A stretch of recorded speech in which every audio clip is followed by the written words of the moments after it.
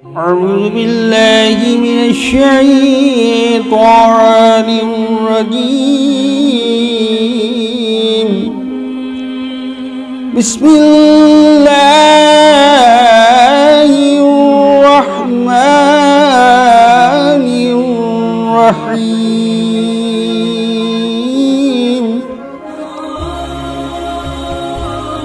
مرج البحرين يلتقيان بينهما برزخ لا يبغيان فبأي آلاء ربكما تكذبان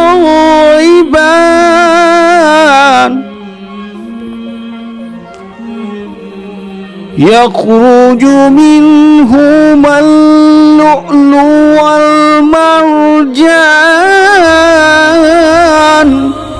دو دریا باہم ملے، ایک گوہر نایاب کی آمد ہوئی. کائنات کا پہلا نجیب الطرفین سید حسن لازوال لے کے افق بشریت پر نمودار ہوا. ادھر قلب پیغمبر پر قرآن صامت نازل ہوا، ادھر آغوش پیغمبر میں قرآن ناطق نے آنکھیں کھولی. نیمہ ماہ مبارک کی صبح صادق نمودار ہوئی، روح خدیجۃ الکبریٰ شاد ہو گئی. فاطمہ زہرا کی گود آباد ہو گئی. وہ آیا تو کبھی جبریل نے اس کی گہوارہ جنبانی کی، کبھی رضوان خیاط بنا، کبھی نبوت ناقہ بنی، تو کبھی خدائے بے نیاز نے شکریہ بھیجا.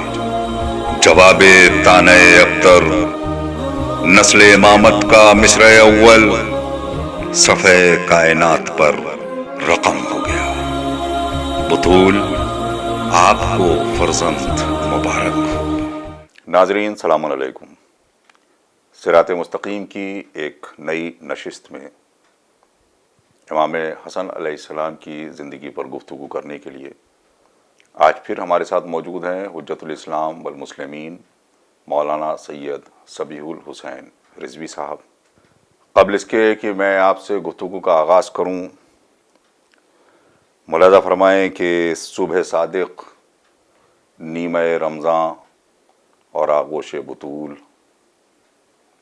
صبح صادق، نیمہ رمضان اور آغوش بطول، خوبصورت ہر نظارہ پہلے ہی منظر میں ہے، اور دیکھ کر نسل امیہ لرزہ بر اندام ہے. وارث صلح نبی آغوش پیغمبر میں ہے. آج سبط اکبر کی زندگی کے اس رخ کے اوپر ہم کو روشنی ڈالنی ہے جو آپ کی امامت کا اہم ترین رخ ہے. اپنی بات کو زیادہ طول نہ دیتے ہوئے براہ راست ہم آپ کی ملاقات مولانا صاحب سے کرواتے ہیں. جناب السلام علیکم. علیکم السلام ورحمۃ اللہ وبرکاتہ. سب سے پہلے آپ کی مدت حکومت کتنی رہی؟ مولا کائنات کی زندگی ختم ہونے کے فوراً بعد جو سلسلہ شروع ہوا اس کی مدت کیا تھی؟ بسم اللہ الرحمن الرحیم. لا حول ولا قوة الا باللہ العلی العظیم. الحمد للہ رب العالمین. الصلاة والسلام والتحیۃ والاکرام علی خیر خلقہ محمد وآلہ الطیبین الطاہرین المعصومین. لا سیما لا حجت بقیت اللہ العظم حجت ابن الحسن العسکری علیہم الصلاة والسلام لعنت اللہ علی اعدائہم اجمعین. اما بعد.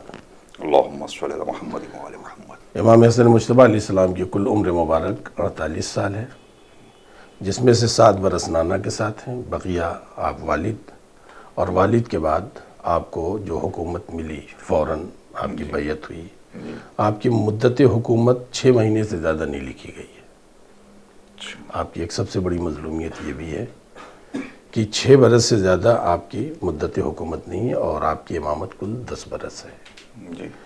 لہذا امام حسن مجتبیٰ علیہ السلام کو مجبوراً بہرحال کوفیوں کی بے وفائی زمانے کی اس تنگ نظری کو دیکھتے ہوئے جو عراقیوں کے پاس تھی اور جس سکون کی وہ تلاش میں تھے. آپ کا دور حکومت کوفے سے ہی شروع ہوتا ہے؟ جی جی، کوفے میں آپ کا دور حکومت وہیں ختم بھی ہوتا ہے. جی کل آپ کی جو ہے مدت حکومت 6 مہینے سے زیادہ نہیں لکھی گئی ہے. جی اور کوفیوں کی بے وفائی کی وجہ سے امام علیہ الصلوۃ والسلام کو بہرحال سلو کرنی پڑی ہے. جی، جیسا کہ آپ نے ابھی فرمایا کہ صرف 6 مہینہ امام حسن علیہ السلام کی حکومت چلی، تو اہم ترین اسباب کیا تھے آپ کی حکومت کے اتنی جلد ختم ہو جانے کے؟ دیکھیے، امام علیہ الصلوۃ والسلام کی حکومت کے ختم ہونے کے جو اسباب ہیں ان میں 2-3 ہیں، جو ایک نہیں ہے. پہلی بات تو یہ کہ ایک طرف خوارج ہیں جی جن کا ہدف تھا مولا کائنات علیہ السلام کی شہادت، تو وہ کام انہوں نے کر دیا. جی دوسری طرف ان کا ہدف تھا امیر شام کو ختم کرنا. جی لہذا وہ اس بات پر امام حسن علیہ السلام کی بیعت کرنا چاہتے تھے کہ آپ جو ہے حاکم شام سے ضرور جنگ کریں. ہماری بیعت کی یہ شرط ہے کہ آپ حاکم شام سے بیعت یعنی وہ جنگ کریں. جی اس لیے ان کے ہدف میں خوارج کیا تھا کہ اس کو قتل ہونا ہی چاہیے، اس کو زندہ رہنے کا حق نہیں ہے. جی دوسری طرف کوفی جو ہے یہ صفین کی جنگ سے اتنا تھک چکے تھے کہ مولا کائنات نے کتنی مرتبہ کہا آؤ چلو جنگ کرنے کے لیے، چلو اس کو ختم کر، اس لیے کہ وہ ایک بدعت ہے یہ اسلامی سلطنت میں، ایک اسٹیٹ کا وہ اپنی الگ حکومت کا اعلان کر رہا ہے، وہ باغی ہے. لہذا حاکم شام کی باغی ہونے کی بنیاد پر امام مولا کائنات کو یہ حق تھا کہ اس کے اوپر وہ جو ہے قیام کریں اور مولا جنگ کریں. یہ اسلامی حکومت کے قوانین میں بلکہ دنیا کی تمام حکومتوں کے قوانین میں ہے کہ کوئی اپنا الگ سے حکومت نہیں چلا سکتا ہے. آج کے زمانے میں بھی یہی ہے، کوئی ایک اسٹیٹ اگر اپنی خود مختاری کا اعلان کر دے، فوراً مرکز جو کیپٹل اس پر حملہ کرے گا، فوراً اس کی خود مختاری کو ختم کرے گا. تو یہ آج کا قانون نہیں ہے، یہ پہلے سے یہ قانون ہے. اور کسی کو حق نہیں ہے کہ جس کی بیعت اجتماعی ہوئی ہو، اجتماعی بیعت ہوئی ہو، اس کے مقابلے میں کوئی گورنر اپنے اسٹیٹ میں اپنی خود مختاری کا اعلان کر دے. لہذا مولا کائنات نے یہ اس کے خلاف کئی مرتبہ ان لوگوں سے جنگ صفین کی بات کہا، مگر یہ کوفی تیار نہیں ہوئے. کبھی جاڑے کا بہانہ، کبھی گرمی کا بہانہ، کبھی کچھ بہانہ، اور پھر امام علیہ السلام کی شہادت ہو گئی. اب جب امام حسن علیہ السلام کی بیعت کی بات آئی ہے تو بیعت امام مولا کائنات کی جو چاہنے والے تھے انہوں نے تو بیعت کی، اس لیے کہ امام بیعت کا محتاج نہیں ہوتا ہے. بے شک امام کے بعد امام، اس لیے کہ پہلے مولا کائنات اعلان کر چکے ہیں اور امام پیغمبر اسلام اس سے پہلے اپنے 12 جانشینوں کا نام بتا چکے ہیں. لہذا امام بیعت کا محتاج نہیں ہوتا ہے. امام ہے، چاہے آپ مانیں یا نہ مانیں، جیسے خدا ہے چاہے ہم مانیں یا نہ مانیں. لہذا امام علیہ الصلوۃ والسلام کے سلسلے سے ایک ٹکڑا تو خوارج کا ہے، دوسرا ٹکڑا اور ان لوگوں کا ہے جن کو اس سے مطلب نہیں ہے کہ کون حکمراں ہوگا. کون حکمراں ہوگا اس سے مطلب نہیں، ان کو اپنی روٹی روزی سے مطلب ہے. ہماری روٹی روزی اچھی چلتی رہے، دسترخوان ہمارا مرغن رہے، بقیہ حکومت کسی کے بعد بھی رہے. یعنی اتنے صدیوں بعد جو آج کا ماحول ہے وہی ماحول ہمیشہ سے موجود تھا. جی تیسرے ایک گروہ وہ تھا جو اہل بیت علیہ السلام کا چاہنے والا تھا. جی لہذا پورا کوفہ علی کا شیعہ نہیں تھا. یہ جو کہا جاتا ہے کہ یہ شیعوں کا مرکز تھا مگر پورا کوفہ مولا کائنات کا چاہنے والا تھا، ایسا نہیں تھا. لہذا امام علیہ الصلوۃ والسلام کو جیسی خبر ہوئی کہ ادھر سے حاکم شام جو ہے لشکر لے کر کے نکلا ہے تو امام حسن علیہ الصلوۃ والسلام نے مسجد کوفہ میں اعلان کیا. چلو اچھا، مطلب پہلے اس نے امام حسن علیہ السلام کے خلافت ڈکلیئر ہو جانے کے بعد چڑھائی کی پہلے؟ جی سب سے پہلے اس نے حملے کا اعلان کیا ہے اور وہ لشکر لے کر کے چلا ہے. جب امام حسن علیہ السلام کو ان کے جو ہے یعنی افراد جن کو رکھا جاتا ہے، جس کو آپ جاسوسی کہہ سکتے ہیں، کہ جو پورے حکومت کی خبر لا کر کے حکمران تک پہنچائے، انٹیلیجنس، اس نے خبر دی کہ وہاں سے وہ لشکر لے کر کے نکل گیا ہے. تب امام حسن علیہ السلام مسجد کوفہ میں آئے، انہوں نے سب کو بلایا اور امام علی مقام علیہ السلام نے شہادت کی فضائل، جہاد کے فضائل سب بیان کیے. مگر تاریخ کہتی ہے، سب نے لکھا تاریخ میں، کوفی اس طرح سر جھکائے بیٹھے ہوئے تھے جیسے وہ افیم پی کر کے یا بھانگ کھا کر کے بیٹھے ہوں. مطلب جس نے انہوں نے کچھ سنا ہی نہیں. تب اس میں مولا کائنات کے خاص اصحاب اور امام کے خاص شیعہ اٹھے اور انہوں نے للکارا ہے، تم لوگوں کو کیا ہو گیا ہے جو تم لوگ سوئے ہوئے ہو؟ فرزند رسول کہہ رہا ہے، امام وقت کہہ رہا ہے، مگر کسی کی کان پر کوئی جو نہیں رہیں گی. یہ کہہ کے امام حسن علیہ السلام وہاں سے نکلے ہیں کہ میں نخیلہ پہنچ رہا ہوں. عراق کے باہر ایک جگہ تھی نخیلہ جہاں پر کھجور کے باغات زیادہ تھے. میں نخیلہ پہنچ رہا ہوں، وہاں پر لوگ آئے، پھر وہیں سے لشکر بن کر کے آگے بڑھے گا. تو یہ جو امام عالی مقام علیہ الصلوۃ والسلام کے لیے جو کوفیوں کی سستی تھی یہ اس بنیاد پر تھی کہ یہ سمجھ رہے تھے کہ یہ بنی امیہ کی حکومت ہو جائے گی تو ہمارا دسترخوان مرغن رہے گا اور ہم آرام سے روٹی روزی کھائیں گے، اس لیے کہ یہ فرزند رسول عدالت سے کام لیں گے اور عدالت سے اپنا پیٹ بھرنے والا نہیں ہے، لہذا یہ لوگ کوئی یہ نہیں چاہ رہے تھے کہ ہمیں جو ہے کوئی اسلامی حکومت ایسی ملے، ان کا نظریہ یہ تھا کہ حاکم شام آ جائے گا تو ہماری زندگی جو ہے پرسکون ہو جائے گی، لہذا اس لیے بھی یہ لوگ سست تھے، انہوں نے امام حسن علیہ السلام کو ساتھ نہیں دیا ہے۔ تو اس میں ایک بہت ہی اہم سوال یہ آتا ہے قبلہ کہ چلیے کوفے والوں کا انداز ہم کہہ رہے ہیں کہ بدلا تھا، حالانکہ وہ دارالسلطنت مولا کائنات نے اس کو اپنا بنا کے رکھا تھا، باقی مولا کی حکومت کا تو دائرہ بہت وسیع تھا، تو یہ باقی مدینہ اور بصرہ اور جو مختلف اور جگہیں تھیں ان سب جگہوں کے لوگوں کا ریئیکشن کیا رہا اس پہ جو مولا کی حکومت اتنی جلدی ختم ہو گئی؟ دیکھیے اصل میں جو اس زمانے کا طریقہ تھا، جی اصل جو ہوتا تھا وہ کیپٹل ہوتا تھا، جی کیپٹل جو فیصلہ لیتا تھا وہ ہر جگہ فیصلہ لیا جاتا تھا۔ اچھا، اب یہاں پر بات یہ ہے کہ وہاں سے لشکر تیار ہو چکا ہے جی اور دشمن حملے کے لیے چل پڑا ہے، جی تو ظاہر سی بات ہے کیپٹل جب تک اپنا لشکر تیار کرے گا نا تو پہلے یہ کیپٹل تیار کرے اور پھر خطوط لکھے جائیں گے دیگر اسٹیٹ کو کہ وہاں کے گورنروں کو۔ ابھی تو امام حسن علیہ السلام کی یعنی حکومت شروع کیا، ابھی تو مطلب ولادت ہوئی جس کو آپ یوں کہہ سکتے ہیں، امام حسن علیہ السلام کی بھی بیعت ہوئی ہے، ابھی تو خطوط ہر جگہ جائیں گے، کوئی سوشل میڈیا نہیں تھا جگہ پر فوراً یعنی وہ کلک کیا اور جگہ پہنچ گیا بھائی امام حسن علیہ السلام جو ہے جانشین ہو گئے اور امامت کا اعلان ہو گیا، ابھی تو انہیں خبر بھی نہیں ہے کہ کوفے میں کیا ہو رہا ہے۔ لہذا امام حسن علیہ السلام نے پہلے کیپٹل میں، لشکر جو ہے وہ کیپٹل میں ہے اور یہ تمام لوگ جو مرکز میں ہیں، یہ عراق سب سے بڑا وہ ہے، سب سے بڑا اسٹیٹ ہے اور یہ بالکل مرکزی حیثیت مرکزی اس کی حیثیت کوفے کی ہے، لہذا امام علیہ السلام پہلے جب یہاں لشکر نہیں ملے گا، یہاں کے لوگ کمزور ہو جائیں گے، تب جا کر کے دوسرے اسٹیٹ کو لکھا جائے گا بھائی اب مدد بھیجیے، اب مدد بھیجیے۔ یہاں پر تو معاملہ پہلا ہی گڑبڑ ہو گیا نا، امام علیہ السلام نے کہا میں نخیلہ پہنچ رہا ہوں، تم لوگ وہاں پہنچو، اب جو پہنچو تو اب حالات دیکھ لیجئے، جو پہنچو تاریخ کہتی ہے امام علیہ السلام وہاں پہنچے 10 روز یعنی امام علیہ السلام وہاں پہ رہے، 10 روز وہاں پر رہے تو مشکل سے 2000 کا لشکر وہاں جمع ہو پایا، وہ ہزاروں کا بلکہ لاکھ کے قریب لے کر کے چل رہا ہے لشکر، 50,000 کے قریب اس کا لشکر ہے جی، اور یہاں پر امام علیہ السلام 10 روز نخیلہ پر ٹھہرے، تاریخ کہتی ہے مشکل سے 2000 یا 5000 لوگ جمع ہوئے، 2000 سے 5000 سے زیادہ نہیں لکھا کسی نے۔ اب امام عالی مقام کو پھر دوبارہ کوفے جانا پڑا اور جا کر کے کوفے میں پھر امام علیہ السلام نے لوگوں سے گفتگو کی تو آئے، تو 3 نظریے کے لوگ آئے تھے یہاں پر، 3 نظریے کے لوگ آئے تھے۔ نمبر 1 وہ لوگ امام حسن علیہ السلام کی محبت میں نہیں آئے تھے جو خوارج تھے، وہ حاکم شام کی دشمنی میں آئے تھے کہ حاکم شام کو قتل کرنا ہے، بس یہی ایک بہترین راستہ ہے، انہی کے لشکر میں مل کر کے چل کے اس کو صاف کر دیں، وہ امام حسن علیہ السلام کی محبت میں نہیں آئے تھے۔ دوسرا گروہ وہ ہے جو اپنے سرداروں کی محبت میں آیا تھا، چونکہ ہمارا سردار شرکت کر رہا ہے لہذا ہمیں چلنا چاہیے، قبیلے کے جو سردار ہوتے تھے وہ امام حسن علیہ السلام سے ان کا کوئی ربط نہیں تھا کہ امام حسن علیہ السلام ہے کہ مولا کائنات ہے کہ آگے میں شام ہوگا کون، اس سے کوئی نہیں، ہمارے سردار نے کہا لہذا ہم جا رہے ہیں۔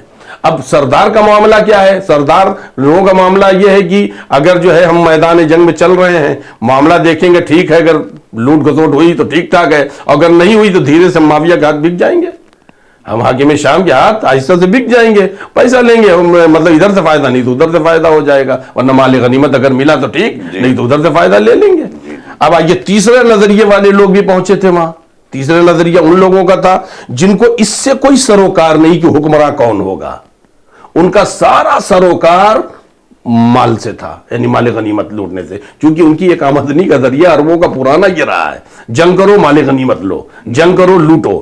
اور ایک چوتھا گروہ تھا جو امام حسن علیہ السلام کو چاہنے والا تھا، جو شیعان علی تھے۔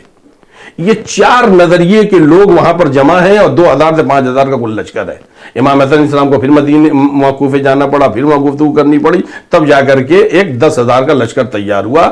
امام علیہ السلام نے عبید اللہ ابن عباس جو خاندان کے ہیں، عبید اللہ ابن عباس، عبداللہ ابن عباس مفسر قرآن کی چھوٹے بھائی ہیں، عبید اللہ ابن عباس کی سرداری میں بھیجا اور 3 آدمی کو ان کا ماتحت بنایا کہ اگر یہ نہیں تو پھر یہ ہوں گے، اگر ان کو کچھ ہو گیا تو یہ ہوں گے۔ وہاں پر جب گئے اور جہاں پر اس کا ایک لشکر کا ایک ٹکڑا آیا تھا اور آ کر کے خیمہ ڈالے ہوئے تھا، وہاں پر انہوں نے بھی اپنا خیمہ ڈالا. آہستہ سے راتوں رات 5 لاکھ درہم بھیجا حاکم شام نے، اللہ اور عبید اللہ ابن عباس وہاں سے بھاگ گئے. لشکر تنہا رہا اور سردار بھاگ گیا. تو پھر ان کے بعد جناب قیس ہوئے، اور قیس نے باقاعدہ مضبوطی سے اس محاذ کو سنبھالا. قیس کو اس نے بھی بہت خریدنا چاہا قیس کو، مگر قیس بکے نہیں، اور قیس جو ہے یعنی حکم امام علیہ السلام پر باقی رہے، اور عبید اللہ ابن عباس بھاگ گئے. بتائیے جب گھر کا بھیدی لنکا ڈھائے گا تو نتیجہ کیا نکلے گا؟ بے شک بے شک. اچھا، وہاں سے امام علیہ السلام کو یہ خبر ملی کہ امام علیہ السلام مدائن کی طرف، یہ امام علیہ السلام کی خبر ملی کہ یہ بڑھا ہے مدائن کو، کہ مدائن کا جو سب سے بڑا اسٹیٹ ہے اس کو کاٹ دے. امام علیہ السلام کو خبر ملی تو امام علیہ السلام پھر اپنا لشکر لے کے چلے کہاں؟ مدائن. کچھ لوگوں کو لشکر کے حصے کو آگے بھیجا، کچھ کو پیچھے ہے، اور خود امام علیہ السلام جا رہے ہیں. جیسے ہی سابات پہنچے، یہ بہت ہی اہم جگہ ہے، بہت ہی اہم جگہ ہے، اور امام عالی مقام علیہ السلام کی مظلومیت کے لیے. بلکہ میں تو اس تاریخ کے اس ٹکڑے کو پڑھتا ہوں تو میری آنکھیں نہیں، میرا دل روتا ہے. اس منزل پر امام حسن علیہ السلام کی مظلومیت ہے. جیسے امام علی مقام علیہ السلام صحابات پہنچے ہیں تو وہاں پر حاکم شام نے ایک چال چلی. کچھ لوگوں کو بھیجا امام حسن علیہ السلام سے جا کے گفتگو کرو، اور کچھ دیر گفتگو کرنے کے بعد نکلو تو منافقانہ انداز میں نکلو کہ ان کے لشکر میں کھلبلی مچ جائے. چونکہ لشکر 4 نظریے کا ہے، یہ پہلے آپ کو معلوم ہو چکا ہے، اور اس کی مہک بہرحال حاکم شام کو لگ چکی ہے. اس نے ایک چال چلی. اب جو وہاں سے وہ 4-5 لوگ نکلے تو ہنستے اور مسکراتے ہوئے آپس میں اس طرح کہتے ہوئے لوگ سن لیں، آواز پہنچ جائے مگر یہ لگے کہ مطلب وہ آپس میں بات کر رہے ہیں کہ کیا کہنا فرزند رسول کا، یقیناً وجود ہماری زندگی کے لیے فرزند رسول واقعاً رسول اللہ نے بھی سچ فرمایا تھا، حسن حسین اٹھیں یا بیٹھیں، صلح کریں یا جنگ کریں، وہ حسن حسین یہ رحمت الہی ہے. اس طرح کی باتیں کرتے ہوئے جب نکلے ہیں، لشکر کا 4 نظریہ، ایک وہ اسے قتل کرنے کے لیے آیا ہے، ایک وہ جو آیا ہے مال لوٹنے کے لیے، ایک وہ آیا ہے جو اپنے سرداروں کی وجہ سے. تو ان میں یہ خبر پھیلنے لگی یار انہوں نے صلح کر لی، امام نے صلح کر لی، تو پھر ہم کو کیا کرنے یہاں پر لے کے آئے تھے. یہاں تک کہ خوارج نے امام علیہ السلام کے خیمے پہ حملہ کر دیا. امام نماز پڑھ رہے تھے، امام کا مصلی چھین لیا، اور امام کے شیعوں نے جب امام علیہ السلام کو چاہا کہ بچا کر کے گھوڑے پر سوار کر کے امام کو بھیجیں جو جناب مختار کے چچا کے پاس، تو اس پر امام علیہ السلام پر حملہ کر دیا. امام کی ران اقدس پر ایک ایسا خنجر مارا کہ اس کا جو ہے زخم بڑی دن تک تھا، اور امام علیہ السلام کو علاج کرنا پڑا. اتنا ماحول بدل چکا تھا. اب ایسے ماحول میں امام علی مقام علیہ السلام کیا کرتے بتائیے، جب اپنے لشکر کا مزاج بدل چکا ہے اور جس کی مہک پہلے سے امام حسن علیہ السلام کو لگ رہی ہے. جی جی. اور جب بات چونکہ بڑھ گئی ہے لہذا یہ بھی کہتا چلو اسی جگہ پر امام علیہ السلام نے پھر اپنے لشکر کو خطاب کیا ہے کہ حاکم شام نے خط بھیجا تھا. یہ بہت مظلومیت کی جگہ ہے. امام علیہ السلام کو اس نے خط بھیجا تھا کہ یہ ہے تمہارے کمانڈروں کے خط، یہ ہے تمہارے کمانڈروں کے خط، یعنی جو دھوکہ دے کے نکل گئے تھے. جی، جو نہیں، جو ابھی موجود ہیں، جو امام علیہ السلام کے لشکر میں بٹالین کے کمانڈر ہیں، ان کے خطوط اس نے بھیجے اور پھر سادہ کاغذ دستخط کر کے بھیجا، فرزند رسول اب آپ کو اختیار ہے، صلح کریں یا جنگ کریں. اس لیے وہ جانتا تھا فرزند رسول کو قتل کرنے کا انجام کیا ہے، وہ یہ جان رہا تھا، وہ نہیں چاہتا تھا جنگ ہو. فرزند رسول ہے، مولائے کائنات فقط خلیفہ جانے جاتے تھے، مگر امام حسن علیہ السلام کو رسول اللہ کی حیثیت سے بہت زیادہ یعنی آپ کے فضیلت حاصل تھی. لہذا وہ جان رہا تھا اگر ہم انہیں قتل کریں گے تو انجام کیا ہوگا، لہذا وہ نہیں چاہتا تھا جنگ ہو. اب آپ دیکھیے اس نے ان جو چھوٹے چھوٹے بٹالین کے جو کمانڈرز ہوتے ہیں ان کے خطوط اس نے بھیجے اور کاغذ، سادہ کاغذ لکھ کر کے جو ہے یعنی مطلب دستخط کر کے بھیج دیا. اب فرزند رسول آپ کو اختیار ہے. جانتے کمانڈروں نے خط کیا لکھا تھا، اگر تو کہے تو ہم امام حسن علیہ السلام کو قتل کر دے، اتنے لاکھ درہم دے دے، اگر تو کہے تو ہم فرزند رسول کو باندھ کے اسیر کر کے تیرے ہاتھ بیچ دیں. یہاں تک وہ اس خط میں لکھا ہوا فرزند رسول. اب آپ پڑھ لیجئے، اس کے بعد یہ ہے آپ کے کمانڈروں کا نظریہ، تو پھر لشکر کس حال میں ہوگا. اب آپ چاہے صلح کریں چاہے جنگ کریں. اب بتائیے ایسی جگہ خود امام حسین علیہ السلام ہوتے تو کیا کرتے، اس جگہ اگر امیر المومنین علیہ السلام ہوتے تو کیا کرتے. بے شک بے شک. اور خود آپ چھوڑ دیجئے ان ائمہ معصومین کو، خود اگر حاکم شام اس جگہ ہوتا تو کیا کرتا، کیا وہ جنگ کرتا؟ اب امام علی مقام علیہ السلام کے پاس کیا راستہ ہے؟ اب دیکھیے ایک تیسرا یعنی رخ بھی دیکھ لیجئے تاریخ کا. امام علیہ السلام اگر یہ سب امام کو باندھ کے اگر اس کے حوالے کر دیتے تو ظاہر بات ہے وہ قتل تو نہ کرتا، اس لیے وہ جان رہا تھا انجام کیا ہوگا، مگر وہ آزاد کرتا احسان جتا کے. تو جو جناب زینب نے یزید سے کہا تھا اے ہمارے آزاد کردہ غلام کے بیٹے، تو جناب زینب کو یزید بھی جواب دے دیتا کہ نہیں، کہ آپ کے بھائی کو بھی تو ہمارے باپ نے آزاد کیا تھا. بہت اچھی بات ہے، سبحان اللہ. اب اگر آپ یہاں پر دیکھیں، اب امام علی مقام علیہ السلام نے جب امام کو کچھ سکون ہوا تو امام نے لشکر کو خطاب کیا. امام علیہ السلام نے کہا یہ حاکم شام کا خط آیا صلح کے لیے، اب بتاؤ تم لوگ کیا کہتے ہیں؟ جو تم لوگ کہو گے وہی ہم کریں گے، جو تم کہو گے وہی ہم کریں گے. تو چاروں طرف سے تاریخ کہتی ہے، آواز آنے لگی البقاء البقاء یا ابن رسول اللہ البقاء. اب بتائیے امام حسن علیہ السلام جنگ کرتے ہیں. لہذا امام علی مقام علیہ السلام نے کہا ٹھیک ہے. پھر امام علیہ السلام نے پھر پیشن گوئیاں کی ہیں تمہارے ساتھ کیا ہونے والا ہے. کیا کہنا، کیا پیشن گوئیاں تھیں وہ؟ امام علی مقام علیہ السلام نے کہا کہ کوفیو تم یہ سمجھ رہے ہو کہ بنی امیہ کی حکومت میں تمہیں آرام ملے گا، سکون ملے گا. ان کا دماغ، ان کی سوچ پڑ چکے تھے امام حسن علیہ السلام. تمہاری یہ فکر ہے کہ بنی امیہ کی حکومت ہوگی، حاکم شام آئے گا، تمہارے دسترخوان مرغن ہو جائیں گے، رنگین ہو جائیں گے، تم بڑے آرام کرو گے، تمہیں وزارتیں ملیں گی، حکومتیں ملیں گی. تو سنو، تمہاری سوچ غلط ہے. تم بنی امیہ کی حکومت میں ایک لمحہ بھی سکون کا سانس نہیں لے پاؤ گے.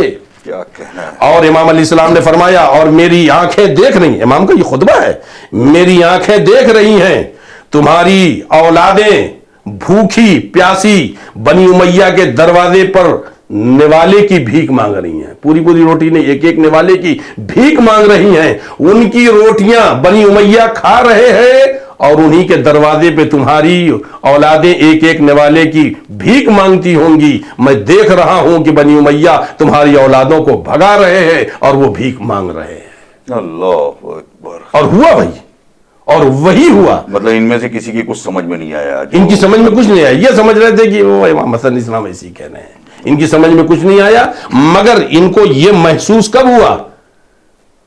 جب حاکم شام نے پہلے دن زمام حکومت کو سنبھالا ہے، اس دن انہیں محسوس ہوا کہ ہم نے بہت بڑی غلطی کی ہے.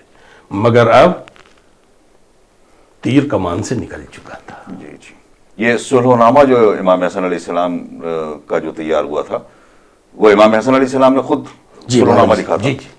مطلب حاکم شام کی طرف سے شرائط آئی تھی؟ نہیں، حاکم شام نے سادہ کاغذ بھیجا تھا اور وہ کمانڈروں کے خطوط بھیجے تھے اور کہا تھا کہ یہ فرزند رسول، اب آپ کو اختیار ہے، آپ جو چاہے کریں. کیا تھی مختصر میں شرائط؟ دیکھیے آپ کو میں یہ بتاتا چلوں کہ تاریخ میں ایک جگہ نہیں ہے. جی. ہمارے علماء نے کام کیا بعد میں، اس لیے کہ ہمارے علماء کو کام کرنے کا موقع کبھی جیلوں میں رہے، کبھی قید خانوں میں رہے، یہ آپ کے صحراؤں میں رہے، پہاڑوں پہ رہے، جیلا وطنی کی زندگی، خون کا گارا بنایا گیا، یہ دیواروں میں چنے گئے، خنجروں پہ نیچے رہے. یہ تو ہمارے علماء کا بڑا احسان ہے کہ ان لوگوں نے اس دین اہل بیت کو بڑی مشکلوں سے، بلکہ میں تاریخ، اس وقت موقع نہیں ہے کہ وہ میں پیش کروں، میں تاریخ میں اگر آپ دیکھیے گا تو خون کے سمندروں اور شہادتوں کے پل سے گزر کے یہ مذہب آیا ہے. بے شک بے شک. شہید اول، شہید ثانی، شہید ثالث، شہید رابع. تو یہ جو ہے آپ کے امام علیہ السلام کا یہ جو ہمارے علماء نے کچھ جو جمع کر سکیں، اس میں سے 5 اہم پوائنٹ ہیں. جی. جس میں سے ایک پوائنٹ یہ ہے کہ میں حکومت اس کے حوالے کر رہا ہوں حاکم شام کے، اس شرط پر کہ وہ قرآن اور سنت خدا کے مطابق عمل کرے گا. اللہ اکبر. بڑی سخت شرط. جی. وہ جانتا ہی نہیں تھا جاہل آدمی کیا کرتا عمل. دوسری شرط امام علیہ السلام نے فرمایا کہ یہ جو اس نے نماز میں بدعت قائم کی ہے میرے بابا کے خلاف، امیر المومنین اسلام کو گالیاں جو بکتے ہیں، یہ سب یہ ناسزا گوئی جو ہے ان طریقے کی، یہ جو میرے بابا امیر المومنین اسلام کو گالیاں دیتے ہیں، یہ جو خطبے کی نمازوں کے خطبوں میں ان لوگوں نے بدعت رائج کی ہے، ان سب کو یہ ختم کرے گا اور کسی بھی طریقے کی بدعت کو رائج نہیں کرے گا. جی. نمبر 3 جو اہم اس میں آتا ہے وہ یہ کہ کوفے کے بیت المال میں اس وقت تقریباً 50 لاکھ درہم تھے. جی. اس پیسے سے اس کا کوئی ربط نہیں ہوگا. اسے امام حسن علیہ السلام اپنی مصلحت اور اپنی اندیشی اور اپنی حکمت سے خرچ کریں گے. جی. اور ایک جو پانچواں جو سب سے اہم یعنی تاریخ میں ملتا جو ہمارے علماء نے نقل کیا ہے وہ یہ کہ یہ حکومت بس حاکم شام کی زندگی تک اسے ہے. اس کے بعد یہ حکومت امام حسن علیہ السلام کو ملے گی، اور اگر امام حسن علیہ السلام نہیں رہے تو پھر اس حکومت کے اصل وارث امام حسین علیہ السلام. اللہ اکبر. ظاہر ہے کہ جی کیا شرط کچھ پوری ہوئی؟ ہاں، اب شرط پوری ہونے کی بات سن لیجیے جو تاریخ کہتی ہے. اور میں یہ تمام چیزیں چونکہ وقت کم ہے لہذا میں حوالے نہیں دے رہا ہوں، تمام یہ جو تاریخ کی کتاب جب سب بھروسہ کرتے ہیں. یہ جب کوفے پہنچا ہے تو بہت خوش تھے کوفی، سب بہت خوش تھے. جیسے یہ کوفے پہنچا ممبر پہ بیٹھا، یہ انتظار میں تھی کہ ابھی صلح نامہ پڑھا جائے گا. اس نے صلح نامہ نہیں پڑھا. اس نے کہا یہ جو صلح نامہ ہے یہ میرے پیروں کے نیچے ہے. اسی وقت اس نے بتا دیا سنو میں کون ہوں. یہ جو صلح نامہ ہے یہ میرے پیروں کے نیچے ہے. میں نے صلح نماز پڑھوانے، حج کروانے اور زکوٰۃ نکلوانے کے لیے نہیں کیا ہے. میں نے صلح کیا تمہارے اوپر حکومت کرنے کے لیے. استغفر اللہ. یہ پہلا صلح ہونے کے بعد یہ پہلا جو اس کا ری ایکشن ہے وہ یہی ہے. اب اس نے اب بتائیے جو یہ کہہ رہا ہو کہ میرے پیر کے نیچے ہے یہ صلح، میں یہ سب چیزیں نہیں مانتا. میں نے صلح اس لیے کی ہے تاکہ میں تمہاری گردنوں پر حکومت کروں. میں عراقیوں پر حکومت کرنا چاہتا تھا، اس لیے میں نے یہ حکومت کی، یہ میں نے صلح کی ہے. تو اب یہ جو ظاہر ہے کہ جب پہلی بات یہ ظاہر ہو رہی ہے اور اس کے بعد پھر یہ پورا تاریخ میں ملتا ہی ہے جی کہ 70,000 ممبروں پر سے اس کے بعد بھی سب و شتم جاری رہا. اور اس نے کسی پر عمل نہیں میں کیا. ایک چھوٹا سا سوال بیچ میں ذرا سا یہ کرنا چاہتا ہوں. ان کے مظالم، حاکم شام نے جو مظالم ڈھائے ہیں اس کا ایک ہلکا سا خاکہ میں چاہتا ہوں کہ آپ کھینچے کہ کیسے کیسے اصحاب امیر المومنین اور اصحاب رسول اس میں قتل ہوئے. چند نام میں چاہتا ہوں کہ آپ بیان کریں.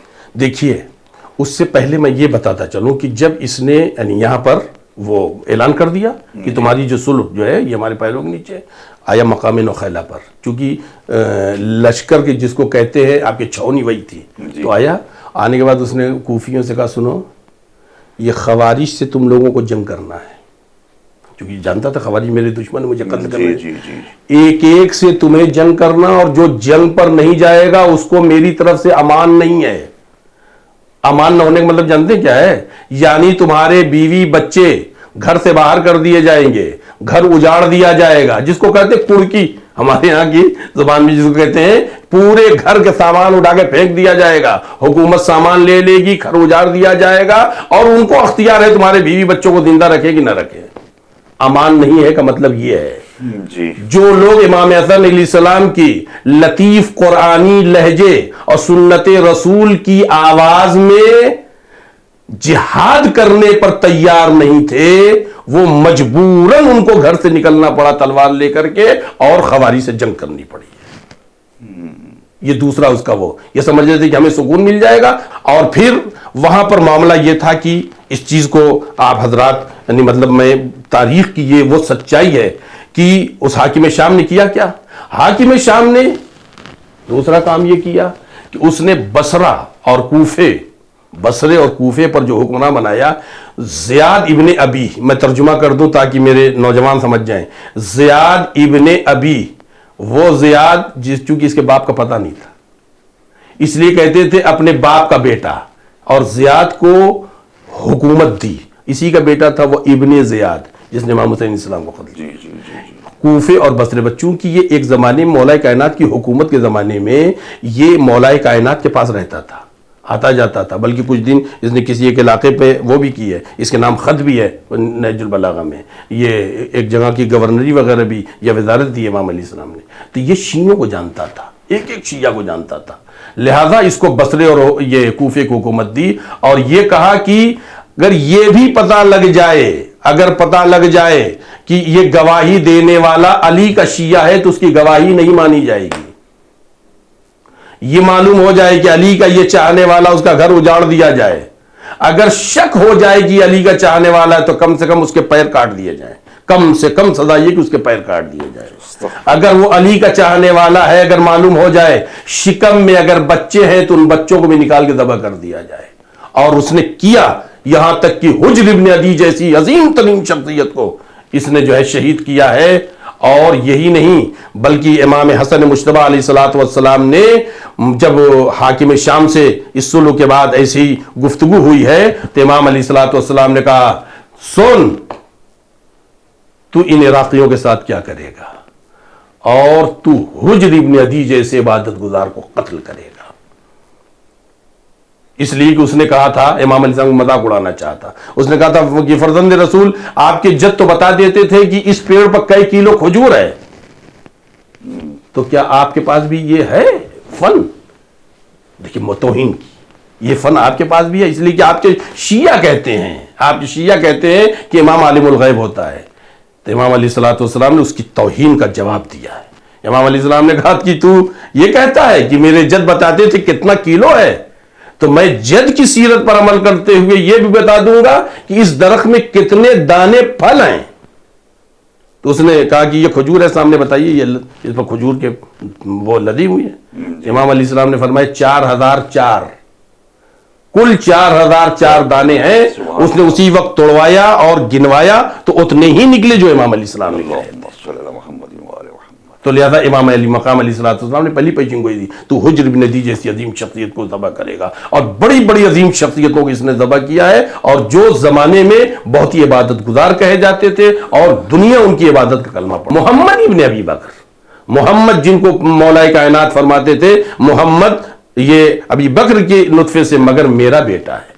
محمد ابن ابی بکر کو امام نے یہ مصر کی حکومت دے کر کے بھیجا تھا, وہاں پر محمد کو اس نے قتل بھی کروایا, قتل کروا کے ان کی لاش کو گدھے کی کھال میں بھر کر کے جلوا دیا, جس پر ام المومنین ان کی بہن روئی ہیں, انہوں نے ماتم کیا ہے, ان کا غم منایا اور حاکم شام پر لعنت کی انہوں نے.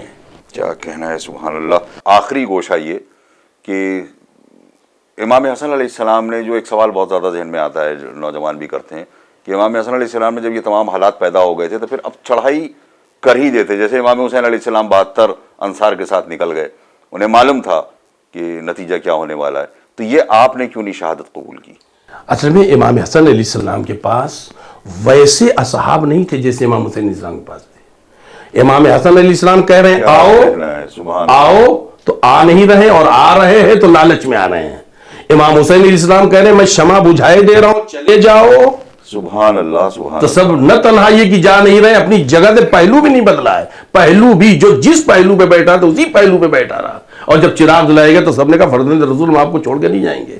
امام حسن علیہ الصلوۃ والسلام کے ساتھ جو لوگ تھے ان میں سے چند ایسے تھے جو کربلا والے جیسے تھے, ان چند کی بنیاد پر جنگ نہیں کی جا سکتی تھی, ان چند کی بنیاد پر جنگ نہیں کی جا سکتی تھی. لہذا امام حسین علیہ السلام کے پاس تو وہ اصحاب ہیں جو شہادت کے بعد تڑپ کے کہتے ہیں مولا موت نے ہمیں روکا ہے ورنہ ہم آپ کے ساتھ ہوتے. یہی نہیں, امام حسن علیہ الصلوۃ والسلام کا لشکر تو ہے جو امام حسن علیہ السلام کے خیمے پہ حملہ کر رہا ہے. آپ کی جو ہے رانی اقدس پر اس نے حملہ کیا, امام کا جو ہے وہ مسلح چھین لیا, امام کی رضا چھین لی. اور امام حسین علیہ السلام کے اصحاب تو وہ ہیں. فقط یہ احساس ہو گیا کہ بی بی زینب کو کہہ رہی ہیں کہ بھیا اپنے اصحاب کو آزما لیا ہے, سب ننگی تلواریں لے کر کے در خیمہ پہ آ گئے کہ ہماری وفا پہ آپ جو ہے بھروسہ کیجئے بی بی, ہم آپ کے بھائی کا ساتھ دیں گے. ایسے اصحاب امام حسن علیہ السلام کے پاس نہیں تھے. لہذا امام حسن علیہ الصلوۃ والسلام کو اب یعنی تاریخ کہتی ہے, آپ جب کوفے سے واپس جانے لگے مدینے تو راستے میں یہ حاکم شام کا خط پہنچتا ہے کہ فرزند رسول وہ خوارج نے قیام کیا ہے, لہذا میں آپ کو حکم دیتا ہوں کہ آپ اپنا سفر ملتوی کریے, واپس آئیے اور ان کا جو ہے قیام کو ختم کیجیے. امام نے کیا جواب دیا ہے, صلح جس بات پہ کی ہے مسلمانوں کا خون بچانے کے لیے. سبحان اللہ. اس لیے کہ مسلمان سمجھ نہیں رہے ہیں, ان کی عقل کام نہیں کر رہی ہے, یہ نہیں سمجھ رہے ہیں کہ تو اچھا حکمراں ہے یا میں اچھا حکمراں ہوں, یہ نہیں سمجھ رہے ہیں. لہذا ان کی عقل پر ان کے حوالے میں نے چھوڑ دیا. اگر یہ طے ہو جائے کہ جنگ کرنا ہے تو خوارج سے پہلے میں تجھ سے جنگ کروں گا, کیا شجاعت, تو مجھے حکم دے رہا ہے سبحان اللہ جنگ کرنے کی. لہذا امام حسین علیہ الصلوۃ والسلام اور امام حسن علیہ السلام کے اصحاب میں بہت فرق ہے. اگر امام حسین علیہ السلام امام حسن علیہ السلام کی جگہ ہوتے تو یہی کام کرتے جو امام حسن علیہ السلام نے کیا ہے. اس لیے کہ ویسے اصحاب امام حسن علیہ السلام کے پاس نہیں تھے جو امام حسین علیہ السلام کو نصیب. یقیناً ویسے ہی اصحاب جناب سیدہ کے ایک اور بیٹے کو چاہیے جو اس وقت غیب میں ہے, اور ہمیں یقین ہے کہ اگر مولا تشریف لے آئیں تو انہیں مایوسی کا سامنا نہیں کرنا ہوگا. بہرحال مصلحت خدا ہے اور ہم چاہتے ہیں یہ مصلحت کا پردہ جلد سے جلد اٹھ جائے اور ہم بھی امام کے آوان و انصار میں شریک ہوں۔